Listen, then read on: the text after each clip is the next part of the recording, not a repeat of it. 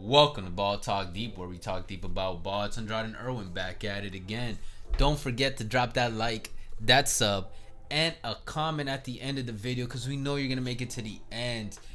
Because, guys, we need it. We are begging. We're here on our knees. No, man, no knees. Maybe this guy over here. Look, we don't need y'all. At the end of the day, man, you guys can do whatever.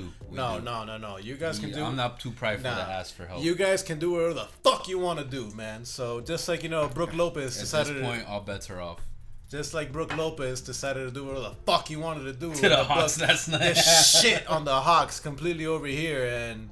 Turn back the clock. One guy over here becoming Kareem Abdul-Jabbar, and pretty much the whole team here becoming the dynasty Golden State Warriors. But let's get to it. Going down is the Brooke Lopez game. Yeah. And let's get to it. We're gonna do the tweets of the night, guys. If you guys don't know, this is a recurring segment on the show now, where we get the best tweets, highlights, stats, memes, jokes about last night's game and anything to do with the teams.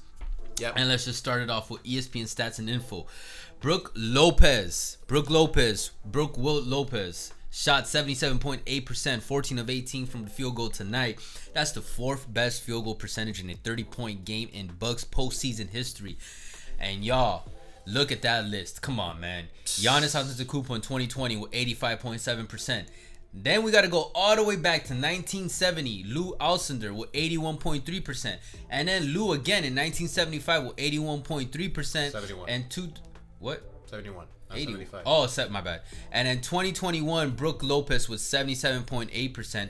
And if y'all don't know, are wondering who the fuck Lou Alcindor is, well, the man had a name change in his career, and he's the GOAT, Kareem Abdul-Jabbar, one of the best to ever pick up basketball. So that is the group of names that Lopez has put himself in after last night's game. Just think about that. And y'all don't want to say, you smart asses don't want to say, hey, MJ's the GOAT. Okay, Kareem Abdul-Jabbar. That is six rings, and who's number one in the scoring list? Yeesh. Kareem Abdul-Jabbar. Yeah. So y'all can shut the fuck up. He's literally, everybody always brings up LeBron's longevity versus Jordan's peak longevity, those 6 years. But Kareem had a little bit of both. He's literally a mix of LeBron and Jordan in terms of how his career played out, and he definitely deserves to be in that combo. At least top 3 player of all time, minimum. And boom, it wasn't just Lopez pulling his weight. NBA history provided Brooke Lopez 33 points, Chris Middleton 26 points, Drew Holiday 25 points, and Bobby Portis 22 points are the first quartet of Bucks to each score 20 plus in a postseason game since May 4th, 1988, when Terry Cummings, Sidney Moncrief, Jack Sikma, and Paul Pressey did it.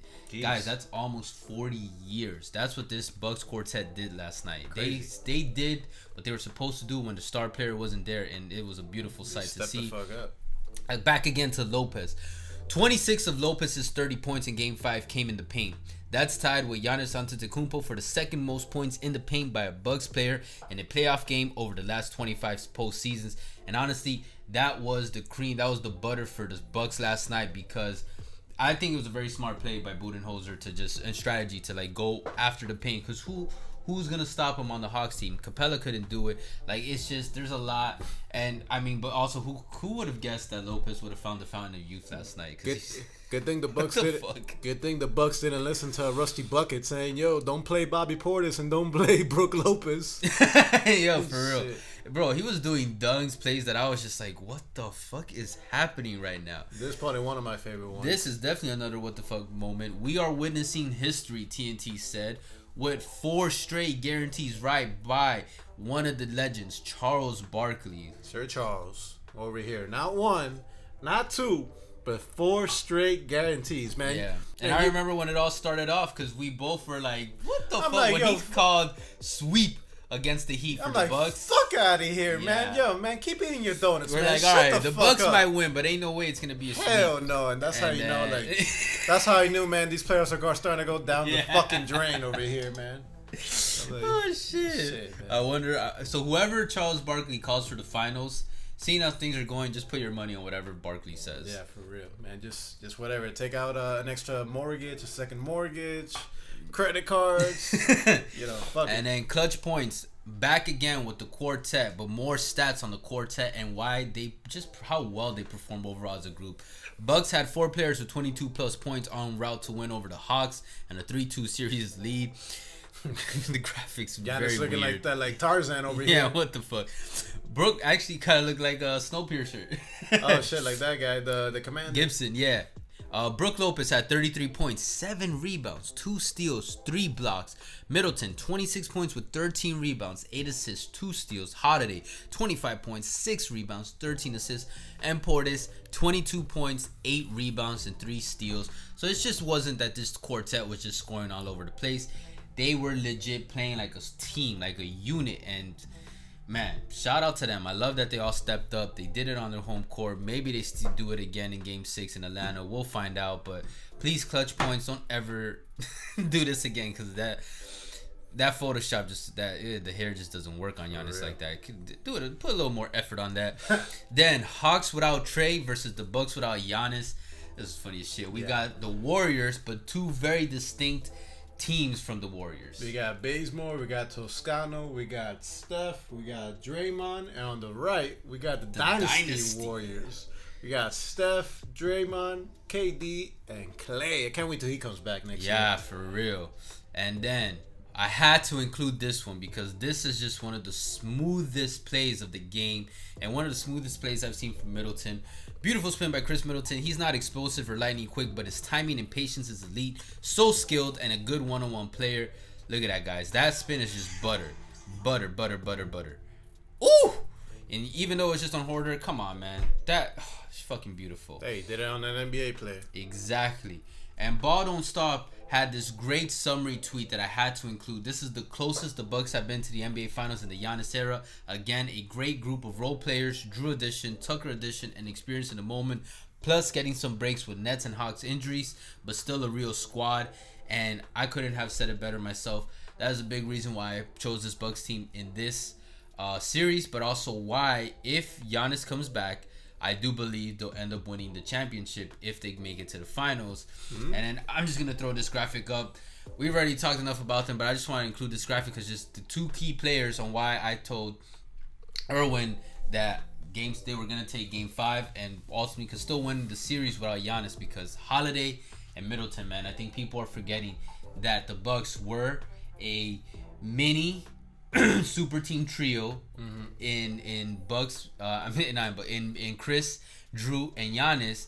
And without Giannis, now you still got 2 Robins who now have to play like a Batman and Robin. And let's not forget, Middleton has been having his Batman moments all over sprinkled throughout this postseason. Look, let's dissolve that narrative, man. Like, because I was seeing this in a space. Like then, like a Bucks fans were having like on Twitter. That was saying like, okay, man, look, man, let's stop with this whole Robin and Batman shit.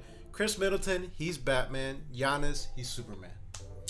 Ooh, Yeah, okay, when I it like comes that. to I like man. that comparison. Let's go with that, man. Okay, and then Holiday is like a Robin, if you think about it. Okay. Yeah, Robin, or he's like I don't know, man. He's like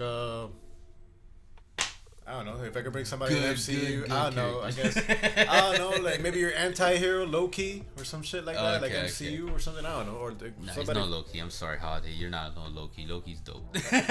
Loki's too dope. That's a good show. But as long as they step it up, man, I got hope in these So guys. They just got overshadowed. Don't forget, this trio got overshadowed because there was another very star-powered trio in the East that obviously is not in place anymore. Yo, man, everybody's talking over here, and like you Hawks fans are gonna agree over here, saying, okay, the series is still not over yet. Okay, that's true. It's not. Giannis is still out. Trey Young, it looks like he's very close to coming back. And despite this, that the Bucks won, very well. Gallinari, he played well. Bogey Bogdanovic, he played well as well. They're gonna go back home. Those guys, I think, are gonna play well, and if they can have somebody else step up, maybe a John Collins, maybe who else? Clint Capella, or somebody from out of nowhere like Hoarder, like he came out in the last series, steps up again.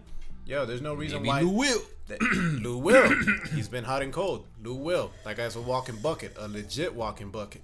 Going back to the home. Bogdanovic could step up. Exactly. Been waiting on that. Win Game 6 and started doing it last game. Win the Game 6 and down in the ATL, and they can get it to Game 7 and they don't have any Giannis, bro, anything can happen. And even with Giannis, because he's not going to be at 100%, yeah, anything can happen, bro. You know how these playoffs have been going on. Yeah, but that's my biggest worry. Like, say the Bucks. Bucks. I just combined the Hawks and Bucks. But say the Bucks make it to the finals.